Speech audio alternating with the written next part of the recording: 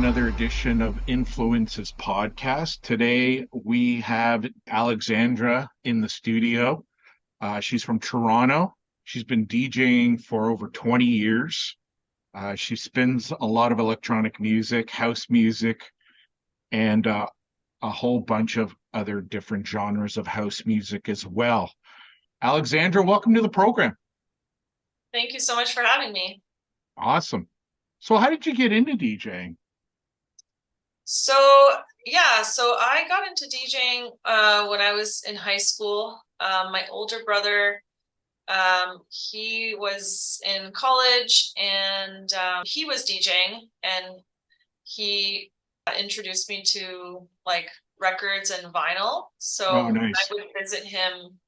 Eventually, he moved to Toronto, and then when I would visit him in Toronto, I would play on the turntables. And him and his former business partner and roommate at the time like gave me some crash courses, and I just kind of fell in love with just the craft. I never had any intention to like play out or do anything with it.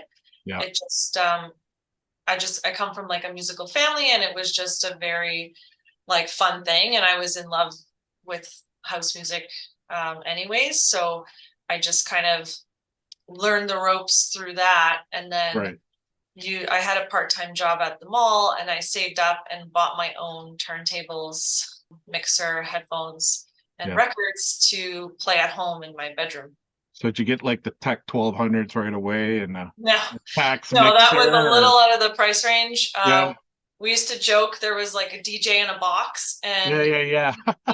either Stanton or Newmark had these. It's literally DJ in a box. It was like big box that came with two turntables, a mixer, little ghetto headphones. I upgraded my headphones right away. Uh, and it was like under $1,000 for those pieces at the time, which was a lot of money back then. Yeah. But No, you know what? Newmark, I mean, I'm not here to promote any company, but Newmark started me off too, and Vestex. yeah, So I went with the I hear you. Stantons, but yeah. Oh, the Stantons. Okay, Yeah. Stantons, right. They So look more similar to the Tech 12, so. all right, all right. Yeah, that's awesome. So what inspired you to start spinning different versions of house, deep house, tech house, commercial house as well? When I kind of started finding my sound or whatever, um, it was actually electro house at the time, because that was all the craze. Like everything was electro. Yeah, Um, and so I started kind of in that realm. right. But I always loved just house in general, like just those classic house songs with the vocals that kind of, make you smile and happy. Yeah, Um, and then I kind of moved into the more like tech house, like electro kind of had its like peak, and it kind of fizzled out eventually a little bit. So tech house kind of took over, and so now I love tech house. I love progressive, melodic, like melodic house and techno, anything with good vocals. And yeah. No, it's like I've been on your SoundCloud account, and you got a great variety of house music there. That's why I thought I'd ask the question. yeah, Um, like I get booked for a lot of different types of events, so that's also why I'm versatile.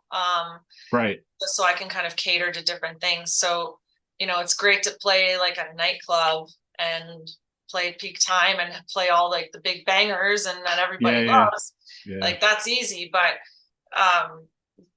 sometimes I might get asked to play maybe more of a lounge, or like a deep house, or like an upscale restaurant bar, or like a private party where the crowd likes house music, but you can't play tech house or progressive. no, They want something with lyrics or vocals. yeah. So that's what I kind of call commercial. Oh, Uh, okay, cool. and like I even uh, DJ'd at the IIHF Women's World Championships. IIHF is the International Ice Hockey Federation.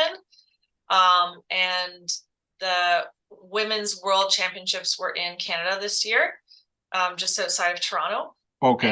And so there was a few DJs that were part of, because it was like a 2-week long tournament, like multiple games every day. So lots of action. Right. And I got to be one of the in-stadium DJs. So like, when you're at a stadium game, whether it's hockey or basketball, and the whistle blows and like the game stops, then there might be some music in Yeah. between, or they might do like get some fans doing a dance off, or Yeah. or there's special announcements, and you have to play a certain song, and you have like a show director caller in your ear. So it was like totally different. Like it was actually a really amazing experience. That's Um, but fantastic. then, but then I also got to do a DJ set outside at the tailgate party before the championship game, Wow. for Canada USA. So like that's where I kind of played the more commercial house, because like I even had a remix of like the good old hockey game song. Oh, nice. That's awesome. Yeah. That's great. Yeah, a little Canadiana in there, right? That's A awesome. little bit, yeah. I love throwing a little Canadiana where I can in the show, so I appreciate that. How did you break into the industry? Did anyone help you, or is it something that, you did on your own? Definitely like my older brother, because he's a bit older than me, so he was already into the scene. His side business with his former business partner, they used to do like live to airs at clubs. So it kind of like I just kind of got around those the crowd and whatever. Right. But yeah, and then you just kind of do your thing and promote yourself, and it just yeah, times were like different back then. It wasn't so much social media, and like there was no Instagram there. No. I don't think that there really was. There was no social media yet either. Handing flyers out on a corner, I remember Yeah, I used to when do I that was too. trying to Like, get in. Yeah. yeah, hand out flyers, post out like print out flyers and go tape them all over the city, like in my hometown, when we would throw like a random party and I would be DJing, or I would be helping them promote their event. Right. Um, and yeah, like literally posting up flyers, putting them in people's car windshields. Yeah. No, that's the way to do it. So do you have any pre-show rituals? I guess for me, it's more like the pre-show preparation. Um, like every gig is always different. I'm playing on different equipment. Sometimes I take like my tractor console that's laying over here, Right, right, right. my laptop. I might have to take that to my gig, where I'll have more like my whole music library, or if I'm playing on um, CDJs or maybe someone else's controller and laptop, I would bring USB. So I have to like prepare different playlists. Yeah. Kind of like if I'm bringing my stuff, all my stuff, like I have my giant library, so there's a little bit less prep to do. But when I'm using equipment on through USB, then Yeah. there's a lot more homework to kind of prepare the playlists to find your tracks easier. And then just in general with any gigs, like you're always researching new music, so there's time spent at my desk just going through like Beatport or whatever to like buy new tracks and source new music.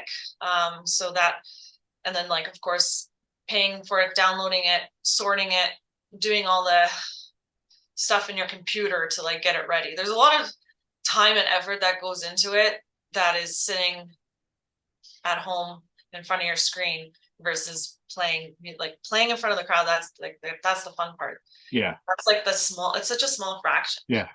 No, that I'm so glad you said that because it's so important for a disc jockey to have show prep. And I run a DJ club at the school I work at, and to get them, the students, their high school students, to get them to buy into the fact that they have to prepare beforehand is a little bit difficult. So I'm glad somebody like you, uh, you know, realizes the importance of that. So that's awesome. I was just wondering, have you ever thought of producing your own music? Yeah, I've dabbled in the past with that, and a little bit more recently. But right now, it's the roadblock is time. Oh Um, yeah. I do work a full-time corporate job. Yep. Um, very like high stress. Yeah, like Yeah, no, I mean, corporate day job down on Bay Street. So, yeah. like the music comes like after the 9 to 5 and on the weekends, and then I also compete in beach volleyball at a high level. So it's like the time to even just see my friends and family. If they're not coming to one of my gigs, it's hard to even to do that. So I definitely do want to make some more time to do a little more production. What electronic music influenced you in spinning house music? Like any kind of electronic type music, or maybe there were DJs that influenced you. Like, Like to get into house music, yeah. my brother's influence. So when I was in elementary school, I remember he gave me 2 CDs that he burned. Yeah. And he's like, here, listen to this. This is house and this is jungle. And Okay. I had my little CD Walkman thing. Yeah. And I was like, oh my God, like I love both. Like I love jungle and I am a big fan of drum and bass to this day. Um, and I just instantly like fell in love and I would listen to those on repeat. So I'm like in elementary school being like, no, house, like this is the music I like. And when we had like school dances, I would try to request some sort of house, again trying to be as commercial, like back then the blue song, like Oh I'm yeah. blue, Yeah. da, da, da, da, da, Yeah. Yeah. I remember that one. cheese, but I got it in my record collection somewhere here. So yeah, like not really my favorite, but when you're at like a school dance and they're just playing, FM radio songs, it's like, hey, maybe they'll play this one or Sandstorm by Darude. Um, okay. so yeah, so like those 2 CDs, I just really remember like that kind of introduced me to house and jungle and just electronic music in general. Um, and then shortly after that, the Bad Boy Bill, Banging in the Box Volume 5. Oh, nice. I had that on CD Yeah.